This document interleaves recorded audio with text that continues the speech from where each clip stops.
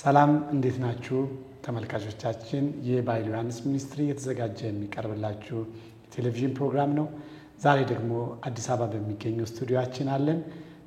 ኃይልሻ እንኳን ደህና መጣ። ታንክ ዩ አምዲ፣ እንኳን ደህና ቆየ።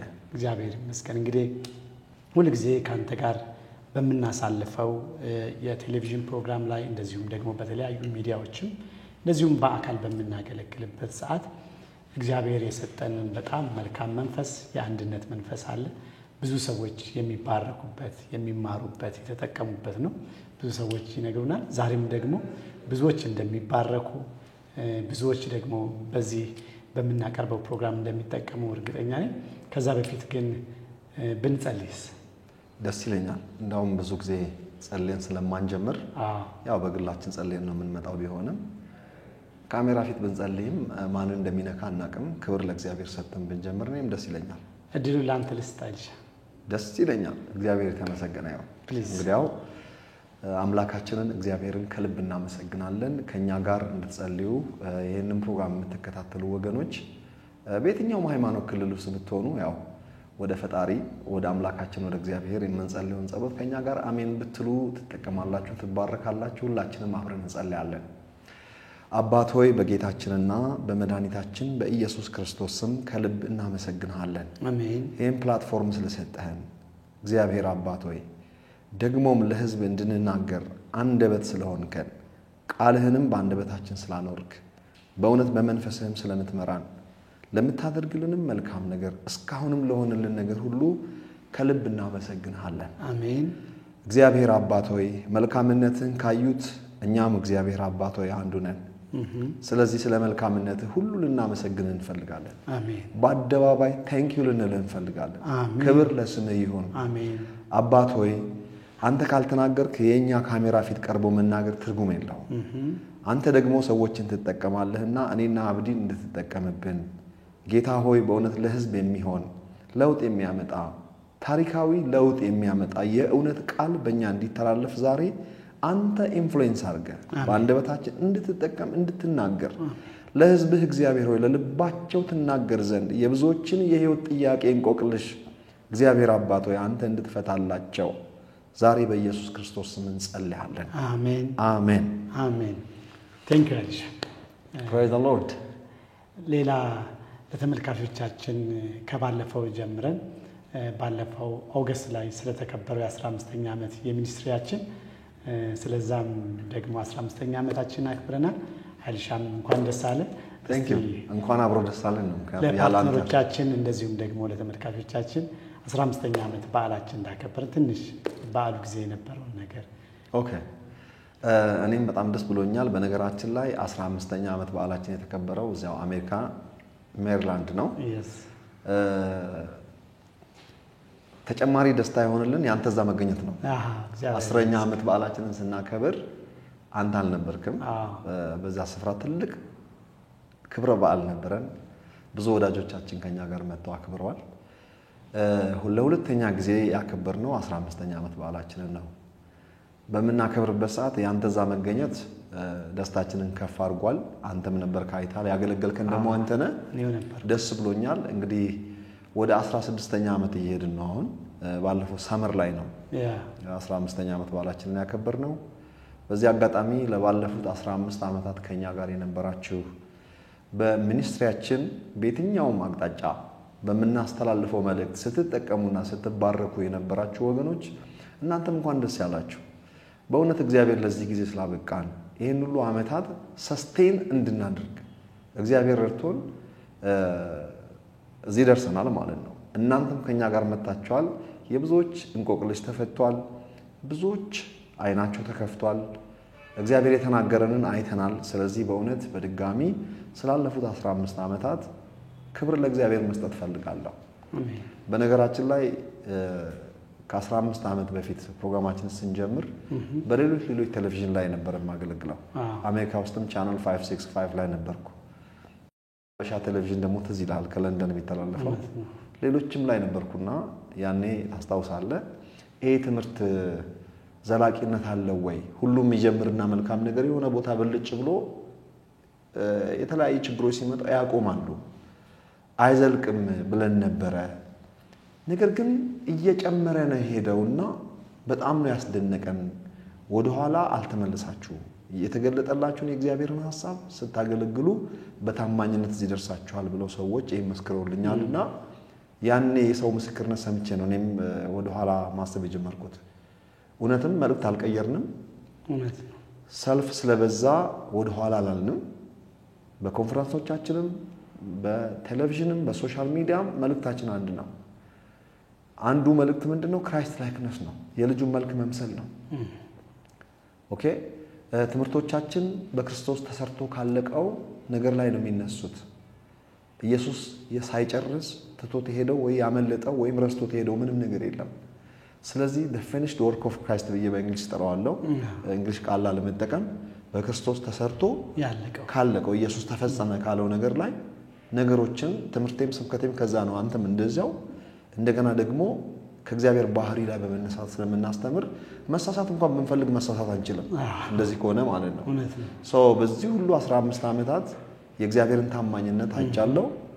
ከኛ ጋር ደግሞ ኦዲየንሶቻችንም አብረው ታማኝነታቸውን አይቻለሁ። እስካሁን ድረስ አብረውን የዘለቁ የብዙዎች አይን ተከፍቷልና እናንተንም ቴንኪው ላችሁ ፈልጋለሁ። ስለእናንተም እግዚአብሔርን አመሰግናለሁ። እግዚአብሔር ያክብርልን። በታማኝነት ከኛ ጋር የቆያችሁ የመጣችሁ ሰዎች በእውነት አብዳንተም ቴንኪ ሶ ማች። እንግዲህ እናል ካልኩ ይበቃል። 15ኛ ዓመታችን ዋው በጣም ደስ ይላል። እንግዲህ እንዳልከው ምንም የሚያስቆመን ነገር የለም። ምክንያቱም እውነት ስለማይቆም እግዚአብሔር በሰጠን ነገር እንደዚሁም ደግሞ እግዚአብሔር ባንተ ውስጥ ያስቀመጠው ለትውልድ የሚሆን እንደገና ደግሞ ራሱ የእግዚአብሔርን መልክ የሚገልጥ ተልእኮም ጥሪም እሱ ስለሆነ በጣም ደስ ይለኛል። በዚህ ላይ ደግሞ ሰሞኑን ወደ ኢትዮጵያ ከመጣህ ጀምሮ እያስተማርክበት ያለው ርዕስ አለ። ብዙ ሰዎች በዚህም ነገር እየተጠቀሙ ነውና በጣም አንድ ደስ የሚለኝ ሁሉ ጊዜ አንተም የምታስተምረው ስለ እውነት ነውና እስቲ እውነት ምንድናት ካንተ እንስማ። እንደ ጲላጦስ እንግዲህ ያው ጲላጦስ ኢየሱስ ክርስቶስ ፊት ቀርቦ ኢየሱስ ክርስቶስ ስለ እውነት ለመሰክር ከሰማይ ወርጃለሁ ስለዛም ተወልጃለሁ አለው። ጲላጦስ ደንግጦ እውነት ምንድነው ይቆአንተ እንደዛ አይነት ድንገተኛ ጥያቄ ጠይቀኸኛል እውነት ምንድነው የሚል ጥያቄ ቢጠየቅ እውነት እንዲህ ነው ብሎ ባጭር ቋንቋ ለመግለጥ ከባድ ነው። ምክንያቱም እግዚአብሔር የእውነት አምላክ ነው። ኢየሱስ እኔ እውነት ነኝ ብሏል። መንፈስ ቅዱስን ደግሞ የእውነት መንፈስ በመጣ ጊዜ ተብሎ የእውነት መንፈስ ተብሏል። ሌላ ስራ የለውም ደግሞ ወደ እውነት ሁሉ ነው የሚመራችሁ ተብሎ ተጽፏል። ጉዳዩ ሁሉ እውነት ነው ማለት ነው። ስለዚህ ብሮድ ቶፒክ ነው። በጣም ሰፊ ጥያቄ ነው የጠየቀው ማለት ነው። ጲላጦስ ኢየሱስ ክርስቶስን የጠየቀው እውነት ምንድነው ብሎ ጠየቀው። ደንግጦ ነው። ለምን? ስለ እውነት ለመሰክር ነው ከሰማይ የወረድኩት አለው ኢየሱስ። የተወለድኩትም ለዚህ ነው አለው። እውነትም ድንቅ ነው። እኔም በዛ ስፍራ ብገኝ እንዴ ስለዚህ ጉዳይ ከተወለድክ ስለዚህ ጉዳይ ከሰማይ ከወረድክ ምንድነው ይሄ ነገር ሰርፕራይዚንግ። ስለዚህ what is truth? ኢየሱስ ክርስቶስ ትሩዝ ወይም እውነት ይሄ ነው አላለው። ምክንያቱም ስለ እውነት ቢተነተንለት እውነትን መሸከም የሚችል ስብዕና የለውም። ጲላጦስ አጭበርባሪ ነው። ሚስቱ ህልም አይታ አስጠንቅቃው ነበር። ከዚህ ሰው ራስህን ጠብቅ፣ እጅህን አንጻ፣ እኔ ሲጨነቅ ነው ያደርኩት ሌሊት ቢ ኬርፉል ስለዚህ ሰው አለችው። ስለ ኢየሱስ ክርስቶስ ማለት ነው። እሱ ግን መንፈስ ቅዱስ ቻንስ ሰጥቶት ነበር ከዚህ ዕዳ ነፃ እንዲወጣ ከዚህ ክፉ ነገር እጁ እንዳይኖርበት ሰጥቶት ነበር። ሮማዊ ቢሆንም ግን በጣም ራስ ወዳድ ስለነበረ በሚስቱ በኩል እግዚአብሔር በህልም የሰጠውን መልእክት አላከበረም። ይልቁንም ስልጣኑንና የራሱን ጊዜያዊውን ክብር ነው ያየው። ከዛ የተነሳ አስገረፈው ይላል። አሳልፎም ሰጠው። በሱ ምትክ በርባን ተለቀቀ። በርባን ባራባስ ነው የሚባለው ሰውዬ ነው አይደል? በርባን ነው አይደል በአማርኛ?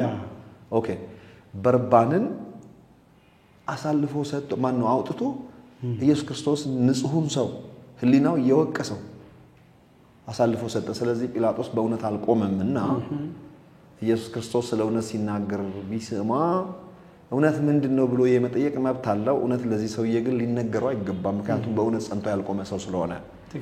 ነገር ግን እኛ ከእውነት አምላክ ስለተወለድን እኛ እውነተኞች ነን። ስለ እውነት ለመናገር መብት አለን። ውሸትን አውልቀን ጥለናል። እግዚአብሔር የተመሰገነ ይሁን። እውነት ምንድነው ብለህ ለጠየቀኝ ጥያቄ ባጭሩ ላስቀምጥልህ። እውነት ጽድቅ ነች።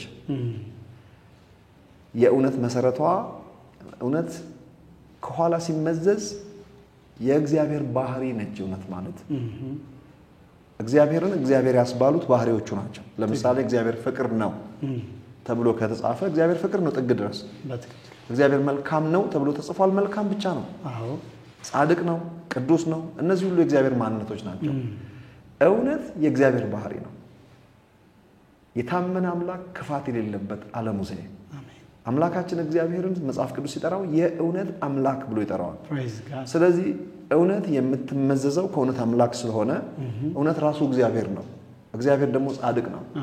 ስለዚህ እውነትን ጽድቅ ነች። ጽድቅና እውነት አንድ ናቸው። ይሄንን በደፈናው የነገርኩ አል ብሬክ ዳውን ትንሽ ከጠየቀኝ በደንብ እንድትከፋፈለው ግን ትናንትና ያስተማርከው ስለ እውነት ደስ የሚለው እውነትን መግዛትና እውነትን መሸጥ።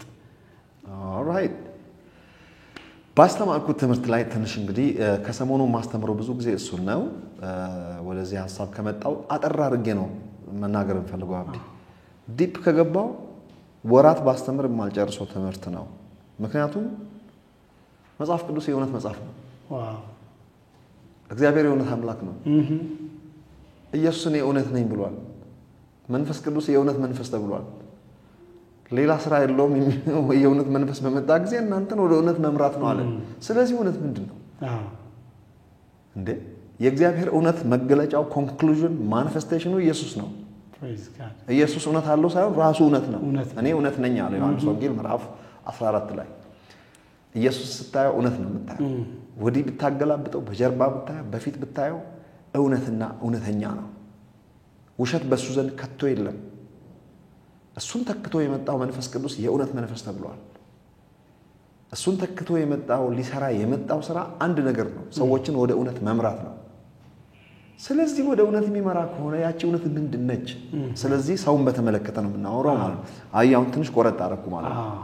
ስለ ዛፍ እውነቱ ምንድነው ቢባል እግዚአብሔር ያለው ነገር ነው እውነት እንጂ የግብርና ያጠኑ ስለ ዛፍ ያጠኑ ሰዎች የሚናገሩት በከፊል እውነት ሊሆን ይችላል፣ ሙሉ እውነት ግን አይደለም። ዲቴል አያውቁም። ስለ ፏፏቴ ስለ ሰንሴት ሰንራይዝ ብትጠይቅ፣ ምሽትና መንጋትን ብትጠይቅ እውነቱ እግዚአብሔር የሚያውቀው ነው። እውነት የነገሮች መነሻ የነገሮች ኦሪጂናል ነገራቸው እርሱ እውነት ይባላል። ለምሳሌ ስለ መሸጥና መግዛት ከመናገሬ በፊት ጌታ ኢየሱስ ስለ ጋብቻ ሲያስተምር ሙሴ ስለ ልባችሁ ጥንካሬ ሚስቱን መፍታት የሚፈልግ ሰው ካለ የፍቺ ወረቀት ይስጣትና ሰርቲፊኬት ሰጥቶ ይሸኛታል። ይሄ እግዚአብሔራዊ አይዲያ ነው እንዴ? አይደለም አይደል? ቢቸግር ግን ስለ ማክሲመም ሰዎች ችግር ካጋጠማቸው አትሊስት መውጫ ነገር ሰጣቸው። እንዴት እችንስ ፈቀደ እግዚአብሔር ካልክ በሰዎች የውድቀታቸው ልክ ነው እግዚአብሔር የተናገረው እንጂ የእግዚአብሔር ኦሪጂናል ሐሳብ አይደለም። ይሄ ትክክል። ሚስትን ሰርቲፊኬት ሰጥቶ ያባራት እሷ ሰርቲፊኬት ሰጥታ ታባራለች።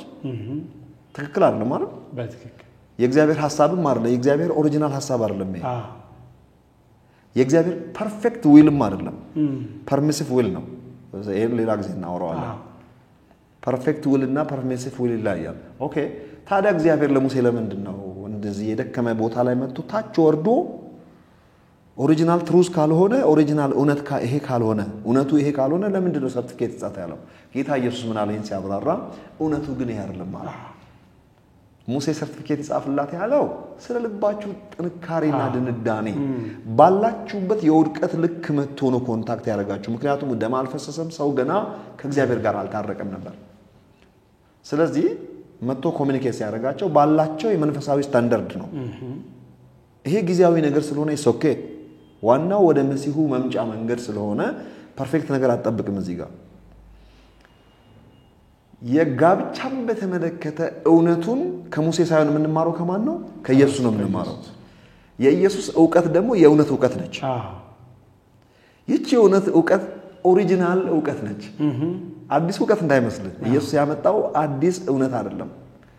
የነበረ ኦሪጂናል የእግዚአብሔር እውነት በሰው ኃጢአት የተደበሰበሰ የተዳፈነ ያቺ የተሰወረችን እውነት ሪቪል ማድረግ ወይም በአማርኛ ሪቪል ምንድነው መግለጥ የተሸፈነ ነገርን አንቬል ማድረግ ከቨር የተደረገ ነገር ወይም ከቨር አፕ የተደረገ በየተሸፈነ ነገር እንዲህ ስገልጠው አንቬል አደረገው አይደለም ኦኬ ስለዚህ ኢየሱስ የመጣው አዲስ እውነት ለማምጣት አይደለም ኦሪጂናል እውነትን ከኋላ አምጥቶ እዚህ ጋር ለማምጣት ነው እውነቱ ይሄ ነው ስለዚህ ስለ ጋብቻ ምን አለ እውነቱ አለ ጋብቻን በተመለከተ ሙሴ እንደዛ ብሎ ይጻፍላችሁ እንጂ እውነቱ ግን እንደ አይደለም ማለት ፈጣሪ ወንድና ሴት አድርጎ ፈጠራቸው ከሞት በስተቀር ሰው አይለ ፈጣሪ ያጣመረው ሰው አይለየው እውነቱ ይሄ ነው አለ ጋብቻን በተመለከተ ዛሬ ላይ ስለ ጋብቻ ልናገር አይደለም እውነት ኦሪጂናል ስለ ነገሮች ኦሪጂናል ዕውቀት ወይም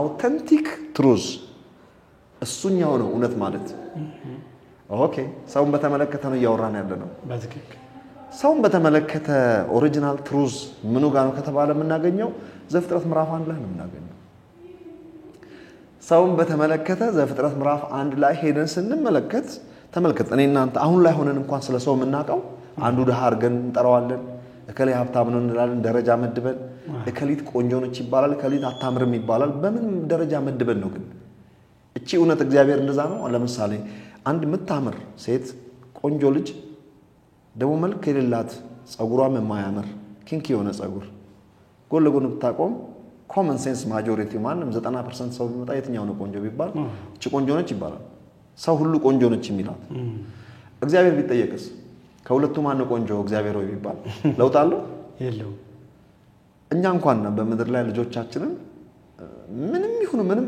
እኩል ነው የምንወዳቸው እኩል ነው የምናየው እውነቱ ግን እንዳለ እግዚአብሔር ሰውን በተመለከተ እውነቱ አሁን የምናውቀው ዕውቀት አይደለም ይህችኛ የምንመላለስባት በናቹራሉ ዓለም የምንመላለስበት አንድ ናቹራል እውነት ነው ሁለት ሜስድ አፕ የሆነው ሰይጣናዊ እውነት ሳይሆን እውነት የሚመስል የተጭበረበረ እከሊት ቆንጆ ነው ስትል እከሊት አታምርም ስትል ይውሸት ነው የውሸት ዕውቀት ነው ማን ነገር እንደዚህ እንደው እሷ እንደማታምር ማን ነገረችኛዋ የተሻለ ቆንጆ እንደሆነ የቁንጅናው ስታንዳርድ በዛ መልኩ መሆኑ ማን ነገር ከየት ያመጣው ዕውቀት ነው ይሄ ዕውቀት ኦሪጂናል ዕውቀት ነው ወይ ኦሪጂናል ዕውቀት ካልሆነ የተጭበረበረ ዕውቀት ነው እውነት አይደለም ማለት ነው ሰውን በተመለከተ ኦሪጂናል ዕውቀት ወይም አውተንቲክ ትሩዝ የሚባለው ዘፍጥረት ምዕራፍ 1 ላይ የሰው መልክ የእግዚአብሔር መልክና አምሳል ነው ሰው ማንን ይመስላል አምላኩን እግዚአብሔርን ይመስላል የሰው መገኛ ማን ነው እግዚአብሔር ነው አሳ ከውሃ እንደሚገኝ ሌሎች ፍጥረታት ከምድር አፈር እንደተገኙ ሰው የተገኘው ከአፈር አይደለም ሰው የተገኘው ከውሃ አይደለም ሰው የተገኘው ከእግዚአብሔር ነው እቺ መስማማት አለብን ዘፍጥረት ምዕራፍ 2 ቁጥር 7ን አንብበን ሁለቱ የሚጋጭብን ከሆነ አልተግባባንም የሰው መገኛ እግዚአብሔር ነው እግዚአብሔር ራሱ ነግሮናል አሜን ከርሱ ተወልዳችኋል ዘሩም በእናንተ ይኖራል እቺ ደግሞ አዲስ ኪዳን ላይ ጀመረች ሳይሆን ኦሪጂናሊ ሰው በመልካችን እንደ ምሳሌያችን በሚለው የእግዚአብሔር ቃል ነው ሰው የተወለደው ከእግዚአብሔር ተወለድን ብለን የምንናገረው መፈጠራችንን ነው ኦኬ መወለድና መፈጠርን ሰዎች አጋነው ያዩታል ኢንተርቼንጅብሊ የሚጠቀስ ቋንቋ ነው ስለዚህ ኦሪጂናል ትሩዝ ሰውን በተመለከተ ምንም ሌላ ምንም ነገር የለም እውነቱን ንገረኝ ካልከኝ እንግዲህ እውነት ልናገራለሁ መጣሁት ስለ ሰው እውነቱ ሰው የእግዚአብሔር መልክ ነው ሰው የእግዚአብሔር አምሳል ነው ይሄን እውነት ከያዝኩ ዝቅ አድርጌ ላይ አልችልም ይሄ እውነት ከገባኝ ልጠላህ አልችልም ይሄን እውነት ካወቅኩ ዝቅ አድርጌ አላይህም ይሄን እውነት ካየው ጠላት የምለው ሰው የለም ስጋ ለባሽ የሆነ ሰው እውነቱ ይሄ ነው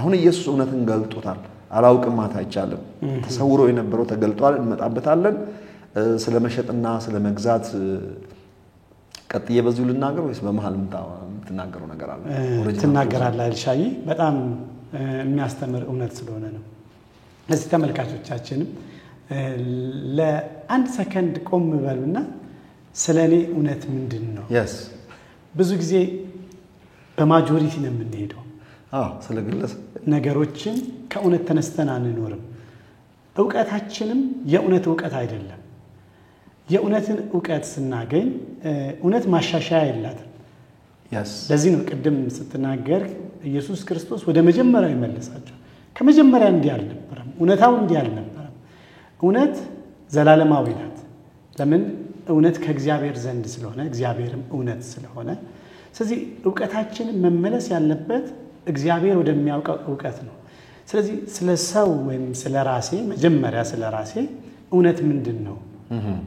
እውነትን ለማወቅ የእውነት ምንጭ ከሆነው ጋር ወደ እሱ ነው መሄድ ያለብን። እሱ እውነት ነው፣ ዕውቀቱም እውነት ነው፣ የሚያደርገውም ነገር እውነት ነው፣ ኑሮም እውነት ነው። ሁሉ ነገር በእውነት የተመሰረተ ነው። ስለዚህ እውነት ደግሞ መሀል ላይ ፌድ አታደርግም። ቅድም እንዳልከው ምናልባት ልትሸፈን ትችላለች፣ ተሸፈነ እንጂ ዋጋም ታስከፍላለች። ማሻሻያ አልመጣም። ለምን? የእግዚአብሔር እውነት ዘላለማዊ ስለሆነ። ስለዚህ ይህንን እውነት ስለ ራሳችን ቅድም ብሬክዳውኑን ስንሰራ ከየትኛው እውነት እንጀምር ከሚለው እግዚአብሔር ስለ ሰው ልጆች ወይም ስለ እኔ ብለን ብናስበው በጣም መልካም ነው። ስለ እኔ እግዚአብሔር ምን ያስባል? ስለ እኔ እውነቱ ምንድን ነው? ሰዎች እንዳልከው በወደቀው ዓለም ውስጥ ስለሆነ የሚፈርጁን በውጫዊው ነገር ነው። ወይም በዘፍጥረት ምዕራፍ 2 ላይ ስለመጣው አፈር ከአፈር ስለተበጀው አይተው ይሄ ነገሩ እንደዚህ ነው፣ ይሄ ነገሩ እንደዚህ ነው ይላሉ። ባለን ነገር ካታጎራይዝ ያደርጉናል። ግን እግዚአብሔር እውነት ምንድን ነው ያለውን ነገር ከተገባባን ይህንን እውነት እንዴት ነው መግዛት፣ ይህንን እውነት እንዴት ነው መሸጥ የሚለው ባለፈው ወደ አስተማርከው ወደ አንተ ሀሳብ ልመለስ። ኦኬ ቴንክ ዩ ሶ ማች። እግዚአብሔር የገለጠልኝን ያስተማረኝን ትንሽ ልናገር እዚህ ጋር። እውነት ገባኝ። ሰውን በተመለከተ ምንም you don't have to be a rocket scientist to understand truth እንደው ብሬክዳውን ለማድረግ ስለ እውነት ለመማር የፈለገ ሰው እግዚአብሔር እውነተኛ አምላክ ነው፣ የእውነት አምላክ ነው፣ ራሱ እውነት ነው። እግዚአብሔር እውነት ከእርሱ ነው የሚመዘዘው። የተናገረው ነገር ሁሉ እውነት ነው። አምላካችን እግዚአብሔር የእውነት አምላክ ስለሆነ የሚኖረውም የእውነት ኑሮ ነው የኖረው። ልጆቹ የእሱ መልክና አምሳል ናቸው። ሰውን በተመለከተ እውነቱ ይሄ ነው። አውተንቲክ ትሩዝ ብዬ እጠራዋለሁ። ማሻሻያ የሌለው ኦሪጂናል እውነት ሰውን በተመለከተ የምናወራው አሁን እየተሻሻለ እያደገ እየመጣ አሁን እውነቱ ምንድነው? አንተ ማን ነህ ቢባል ማን ነኝ ብለህ የምትናገረው? አብዲስ አመቼም አንተ ስምህ አብዲስ ከሆነ የኦሮሞ ተወላጅ ነህ በምድራዊ ብሔር ደረጃ ግልጽ ነው። ስምህ ራሱ ይናገራል። ምንድነው ብለህ ኦሮሞ ነኝ ብለህ የምትጀምር ከሆነ ምንም ልንግባባ አንችልም። እውነት ነው። ኦሮሞነት እኮ ትክክል ነህ። nothing is wrong። አንዱ የሀገራችን ብሔር ነው። beautiful people however ከዛ ጀምረህ የምትነግረኝ ከሆነ መንፈሳዊ ነገር እያወራን ልንግባባ አንችልም። ከዋናው አይደንቲቲ ነው የጠየቅኩት መጀመሪያ። አማራ ኦሮሞ ከማይባልበት ፕላትፎርም፣ ደሃ ሀብታም ከማይባልበት ከስፒሪት ፕላትፎርም ላይ ነው ትክክለኛውን አይደንቲቲህን የምታገኘው። ከፍለሽ ፕላትፎርም ወይም ከስጋ ማንነትን ተነስተህ ከነገርከኝ አንግባባም። ሲጀመር እግዚአብሔር ያንን ማንነት አያውቀውም። ሲጀመር የሚያውቀው ከየት ጀምሮ እንደሚያውቀን ድብና አድርጎ ነግሩናል። ከየት እንደሚያውቀን ታውቃለህ? ማን ነኝ ብትለው እግዚአብሔር ማን ነኝ እንደሚልህ ኦሮሞነትህን እኮ ሳያቀርቱ አይደለም ያውቃል። ምንጭህን፣ ቤተሰቦችህ ከአምቦ አካባቢ ወደ አዲስ አበባ ሙቭ እንዳደረጉ አንተ አዲስ አበባ እንደተወለድክ ስምህንም ጭምር ምድራዊ ነገርህን ገንዘብ ይኑር አይኑርህም አካውንትህንም እግዚአብሔር አያውቅም ማለት አይደለም። ፎከሱ ግን ይሄ አይደለም ነው እያልኩ ያለሁት። ገንዘብ ኖርህ አልኖርህ ቱ ቢ ኦነስት ምን ሆንክ ምን እንዘር ሆንክ ነጭ ሆንክ ጥቁር ሆንክ who cares? እውነት እግዚአብሔር አንተን ከየት ነው የሚያውቅ ከተባለ እውነት አለ እያወራን ያለ ነው። ከእንግዲህ ማንንም በስጋ እንደሚሆን አናውቅም። ሁለተኛ ቆሮንቶስ ምዕራፍ 5 ቁጥር 16 17 እኛ ክርስቲያኖች አንዳንደኛንም ሳባርገን ዓለማዊ የሚያወራውን ቋንቋ አናወራም እያልኩ አይደለም። እንደ ፐርፌክት ሰው ላወራ ፈልጌ አይደለም። በምድር ነው የምንኖረው። በዚች ፕላኔት ላይ ነው የምንመላለሰው። ምድራዊ አይዲያ አለን። ምድራዊ ነገር ይመለከተናል። ግን ህሊናችንና አእምሮአችንን ጠብቀን እንድንመላለስ ነው እንጂ ከዚህ ዓለም ላወጣቸው አይደለም ማለት ኢየሱስ ክርስቶስ። የቀበሌ መታወቂያ የግድ እናወጣለን፣ ፓስፖርት እናወጣለን። ከዚህ ዓለም ቋንቋ ሄደን ምርጫ እንመርጣለን። የፕሬዝዳንታዊ ምርጫ ቀበሌ ሊቀመንበር የሚሆን እንመርጣለን። ከዚህ ነፃ ልትሆን አትችልም። በአግባቡና ክርስትናን በማይነካ መልኩ ነገሮችን ከመንፈሳዊ ፐርስፔክቲቭ ተነስተ አድርግ ነው እንጂ የተባልከው በምድር ስንኖር መቼም ምድራዊ ነገርን ኢግኖር እናደርጋለን ማለት አይደለም። ኦልራይት። ስለዚህ ሰውን በተመለከተ እውነቱ እግዚአብሔር የሚያቀን እኔ እናንተን የሚያቀን ዮሐንስ ወንጌል ምዕራፍ 1 ቁጥር 12 እነሱም ከእግዚአብሔር ተወለዱ እንጂ ከደም ወይም ከስጋ ፈቃድ ወይ ከወንድ ፈቃድ አልተወለዱም ብሎ ጋሽ ወልዴን እግዚአብሔር ከሳቸው አልቆጠረህም። አንተ አባትና እናትን አውቃቸዋለሁ ያንተን እነዚህን ሰዎች ትቶ እግዚአብሔር ከኔን የተወለድከው አለ። የነሱን ግን እግዚአብሔር ከነሱ ጋር ጥላለው እያልኩ አይደለም። በስጋ እንደወለዱ ሳያቀርቱ አይደለም። አይቆጠርም። እግዚአብሔር ጋር የሚቆጠረው መንፈሳዊ ነገር ብቻ ነው። በነገራችን ላይ አብዲ መጽሐፍ ቅዱስ መንፈሳዊ ነገር ብቻ እንደሚያወራ ታውቃለህ?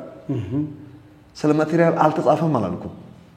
ብርም ወርቅም ርስትም ብዙ ነገር ተጽፏል። ስለ ነገዶችም ያልተጻፈ ነገር የለም። ግን ፐዝሎችን ብትገጣጥማቸው መጽሐፍ ቅዱስ ስለ አንድ ነገር ነው የሚያወራው። መንፈሳዊ ነገር ብቻ ነው የሚያወራው። ያ መንፈሳዊ ነገር አንድ ነገር ተናገር ብትለኝ ባይብል ስለ ጽድቅ ነው የሚያወራው። ጽድቅ ማለት ምን ማለት ነው? ሰዎችን በጽድቅ ኳሊፋይ የማድረግ ፕሮጀክት ነው። በጽድቅ ኳሊፋይ አድርጎ በእግዚአብሔር ፊት ያለ መሸማቀቅ ድጋሚ አባት ብለህ የምትጮህበትን አቅም ማግኘት ነው። ለዚህ ነው መጽሐፍ ቅዱስ የተጻፈው። በኃጢአት በእግዚአብሔር ፊት መቆም ያልቻልነውን ሰዎች በጽድቅ ኳሊፋይ አድርጎ እንደገና በአባት ፊት መቅረብ የምትችልበት አቅም እንድታገኝ ነው ኢየሱስ ክርስቶስም የሞተው፣ መጽሐፍ ቅዱስም የተጻፈው። ይህንን ነገር ለማምጣት ግን ብዙ ነገር ተጽፏል። ኦራይት፣ ለጠየቀኝ ጥያቄ አብዲ ምሳሌ ምዕራፍ 3 ምዕራፍ 23 ቁጥር 23 ለምን እንደሚል ታውቃለህ? እውነትን ግዛት እንጂ አትሽጣት። ይሄ ለኛ የተጻፈው እንግዲህ ከውድቀት በኋላ ላሉ ሰዎች በብሉይ ኪዳን ዘመን የተጻፈው ግን እንወስደዋለን እንዳለ። አሁንም ስለ እውነት መጽሐፍ ቅዱስ ብዙ ነገር ነው የሚያወራው። ግዛት እንጂ አትሽጣት ከተባለ መጽሐፍ ቅዱስ እንደዛ ካለ እውነት ትሸጣለች ማለት ነው፣ ትገዛለች ማለት ነው። ምንም ጥያቄ የለውም። ባትሸጥና ባትገዛ ነው እንዴ ግዛት እንጂ አትሽጣት የሚለው? እውነትን ግዛት እንጂ አትሽጣት ከተባለ እውነት ትገዛለች፣ ትሸጣለች። ስለዚህ የገዙ ሰዎች አሉ፣ የሸጡ ሰዎች አሉ። ባጭሩ ሰዓቴን ለመጠቀም እውነትን የሸጡ ሰዎችን አንድ 3 ሰዎች ምሳሌ አንድ ሁለቱን ከብሉይ ኪዳን አንደኛውን ከአዲስ ኪዳን ከወንጌላት ማለት ነው ላቅርብ። የመጀመሪያው ሰው እውነትን የሸጠው አዳም ነው። እግዚአብሔር አስጠንቅቆት ነበር እውነት ውድ እንደሆነች፣ በሰው አእምሮ እንደማትገመት፣ እውነት ሕይወት እንደሆነች፣ እውነት ራሱ የእግዚአብሔራዊ ባህሪ እንደሆነች። ቢ ኬርፉል፣ ከዚህ እንዳትበላ፣ በበላህ ቀን ሞትን ትሞታለህ። እውነትን የሚያስሸጥ ነገር ሊያጋጥም ይችላልና አደራህን እንዳትሸጣት ነው በሌላ ቋንቋ የነገረው። ምዕራፍ 2 ቁጥር 17 ላይ አዳም ሰምቶ ነበረ፣ ግን ለካ ከልቡ አልሰማው። ሰይጣን መጥቶ ከዚህ እንዳትበሉ ብሏል ወይ ብሎ ሔዋንን ጠየቃት። መጠየቅ መብቱ ነው። አይዘው ኢየሱስ ክርስቶስንም ጠይቋል። ይህን ድንጋይ ዳቦ አድርግ ብሎታል። መብቱ ነው። እናንተንም የመጠየቅ መብት አለው። እግዚአብሔር ፊት ቆሞም ከእግዚአብሔር ጋር ሲነጋገርም አይተናል። ተነጋገረ ማለት ከእግዚአብሔር ጋር ታረቀ ግን ማለት አይደለም። ኢትስ ኦኬ። ከዚህ እንዳትበሉ ብሏል ወይ ብሎ የመጠየቅ መብት አለው። ነገር ግን ሰይጣን ለጠየቀ ጥያቄ ሁሉ ምላሽ መስጠት አይጠበቅብህም። ከመለስክ ደግሞ እንደ ኢየሱስ ክርስቶስ ስፔሲፊክ አጭር መልስ ነው መስጠት ያለብህ። ብዙ ዚባዚንኬ ብዙ ወሬ ውስጥ ገብቶ በማውራት ሌላ ነገር ሰይጣን ክሉ እንዲያገኝ ማድረግ አያስፈልግም። ልባችን እንዲያነብ መፍቀድ የለብንም። ሰይጣን እንደ እግዚአብሔር የሰው ልብ ማንበብ አይችልም። በልባችን የምናስበውን አያውቅም።